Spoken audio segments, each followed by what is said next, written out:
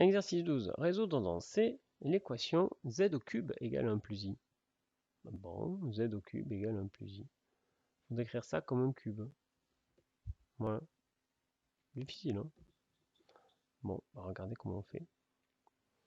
C'est toujours sous forme trigonométrique. Dès qu'il y a des puissances, il faut se mettre sous forme exponentielle, forme trigonométrique. Alors z est un nombre complexe. Donc, il existe ρ θ, ρ étant un nombre réel strictement positif, θ étant un nombre réel quelconque, tel que z est égal à ρ e i θ. Il faut toujours l'écrire comme ça. Ne vous ennuyez pas avec le il existe patati, et z s'écrit ρ e i θ. Bon, alors, mais du coup, qu'est-ce que ça signifie z au cube égale 1 plus i? Ben, z au cube, c'est ρ e i θ au cube égale 1 plus i. Alors, tant qu'on y a 1 plus i, ce serait bien lui aussi de l'écrire sous forme exponentielle. On sait le faire, ça on l'a déjà fait tout à l'heure. 1 plus i, rappelez-vous, son module, c'est racine de 2. D'accord? Et quand je divise par racine de 2, j'obtiens des pi sur 4. Donc 1 plus i, c'est racine de 2 ei pi sur 4.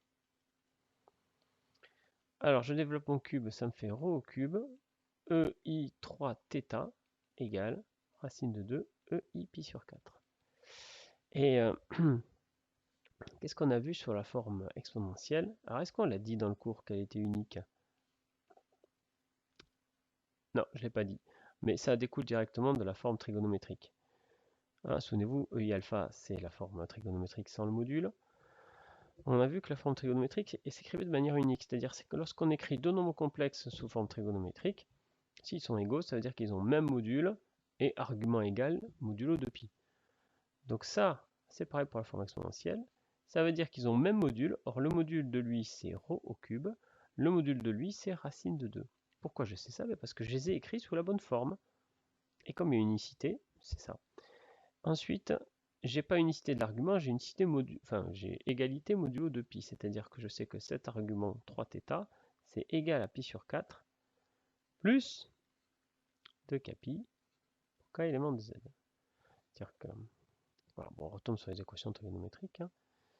Alors, continuons. Ρ au cube, c'est racine de 2.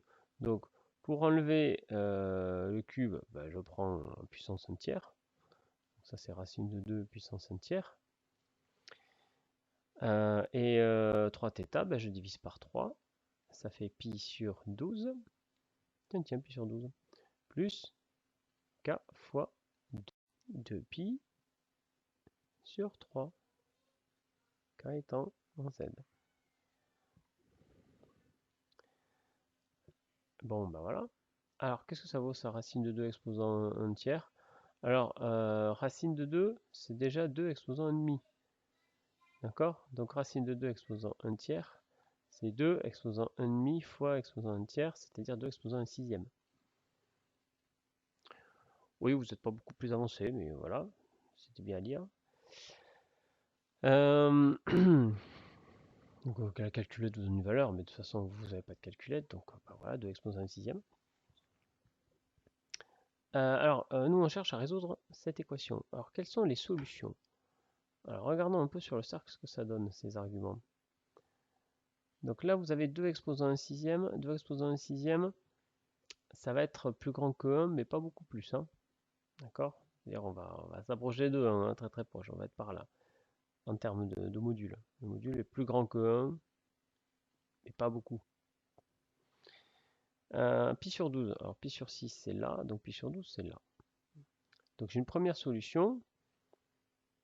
Tiens, si je fais ici le cercle de module, pardon, de rayon, je dis que ça c'est le rayon 2 exposant 1 sixième.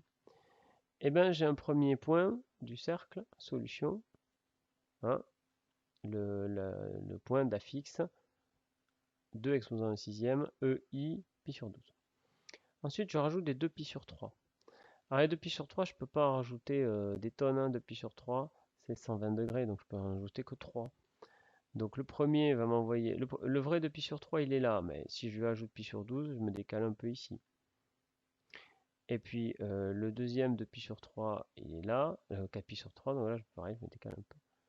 Ah, pardon, je me suis trompé. Ils sont pas sur le cercle trigonométrique, bien sûr, ils sont sur le cercle de module de rayon 2 exposant à 6e. Et vous voyez ce que vous trouvez à la fin, comme souvent, vous trouvez une figure géométrique, un triangle équilatéral. On ne voit pas trop qu'il est équilatéral là, mais il l'est. Bon, alors ça c'est la solution géométrique, mais la solution algébrique, la voici. Alors, bah là, je pourrais la noter comme ça, mais c'est... Du coup, comme j'en ai que 3, je vais toutes les noter. La première. La deuxième, alors pi sur 12 plus 2 pi sur 3. Alors il faut faire le calcul, hein, parce qu'on n'est pas des cochons. Donc on met tout sur 12, ça fait pi plus 8 pi sur 12, ça fait 9 pi sur 12.